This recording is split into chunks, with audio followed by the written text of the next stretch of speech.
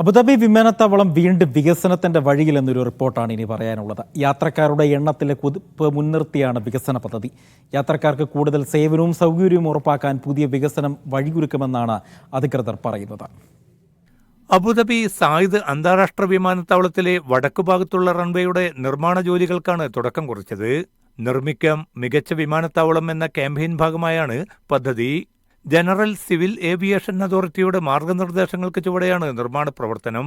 വർദ്ധിച്ചുവരുന്ന വ്യോമഗതാഗത ആവശ്യങ്ങൾ നിറവേറ്റുന്നതിനും പ്രവർത്തനക്ഷമത വർദ്ധിപ്പിക്കുന്നതിനും വികസനം വലിയ തോതിൽ മുതൽക്കൂട്ടാകും. ട്രാൻസിറ്റ് യാത്രക്കാർക്കായി ലഗേജ് സൂക്ഷിപ്പു കേന്ദ്രവും പുതിയ വികസന പദ്ധതിയിൽ ഉൾപ്പെടും. ദീർഘദൂരം യാത്ര ചെയ്ത് തുടർ യാത്രക്കുള്ള വിമാനം കാത്തിരിക്കുന്ന വേളയിൽ ലഗേജുകളും മറ്റും വിമാനത്താവളത്തിൽ സൂക്ഷിച്ച് പുറത്തിറങ്ങാനുള്ള അവസരമാകും ഇതിലൂടെ യാത്രക്കാർക്ക് ലഭിക്കുക. ടെർമിനൽ എയുടെ നിർമ്മാണം പൂർത്തീകരിച്ച് തുറന്നുകൊടുക്കുന്നതിന്റെ ഭാഗമായി ഫെബ്രുവരി 9 അബുദാബി അന്താരാഷ്ട്ര വിമാനത്താവളത്തിന്റെ പേര് സായിദ് അന്താരാഷ്ട്ര വിമാനത്താവളം എന്ന് പുനർനാമകരണം ചെയ്തത്. യാത്രക്കാരുടെ എണ്ണത്തിലും വൻ മുന്നേറ്റം ഉറപ്പാക്കാൻ അബുദാബിക്കായി. 2023 2.24 കോടി യാത്രക്കാരാണ് അബുദാബി വിമാനത്താവളം മുഖേന കടന്നുപോയത്. Media 1 Abu Dhabi.